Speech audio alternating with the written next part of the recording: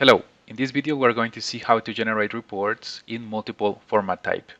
So we can go here to the Report tab and then let's click on Generate first. So once we click here on Generate, the system is going to show the list of all the reports available in WFM.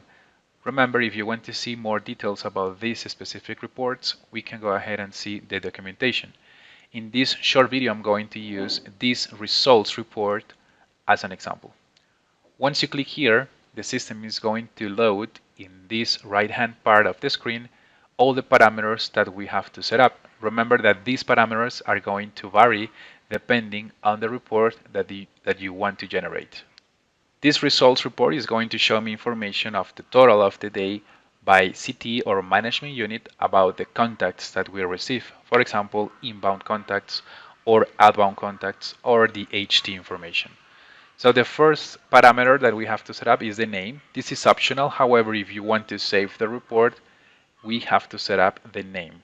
So I'm going to type, for example, test. Then the second parameter is the report type. In the overall, we have these 4 types of reports that we can generate. However, remember that some of these report types are not going to be available for some specific reports. I'm going to click here on PDF, for example. In the next section, reporting groups, we have to select the entity that we want to use to generate the report. For this result report, we can select contact type or management units. I'm going to select contact type for this example. And then I will select my contact type. So I have to scroll down. I will select this one, 9100. In this part of the screen, the system shows me the name of the contact type. Then if I scroll down, I have to select the report dates section. I have 2 options. I can select absolute dates or relative dates. The relative dates will be useful when you save the report. In this case, I'm going to select absolute values. Then I'm going to select the start date. For example, let's say I want to see the full month of January. So I will select January the 1st to January 31st, right here. The time filter is optional. This is of course to filter based on the time of the day if we create filters in WFM. This section is the report parameters. This is the section that is going to be different based on the report that you want to generate. For the results report, we have a few parameters to customize. This is just notes. This is optional if you want to include notes in the report. Then we have the include section. You can select all of these to include in the report. You can include, for example, details by day or details by period, or you can include also a summary by week or month. I'm going to select only details by day, for example. This data option is to show how many decimal places you want to include in the report for HT. Let's say 2, for example. If you scroll down, the last section when you generate a report is the report scheduling. So here we have 2 options, on demand or schedule. On demand, the system will generate only for one time this report. But if you want to set up the system to generate this report, for example, every day or every week, we can click on schedule and then the system will show all these options available. Let's say, for example, that I want to set up this report to be generated every day. So I can click on here, the daily option.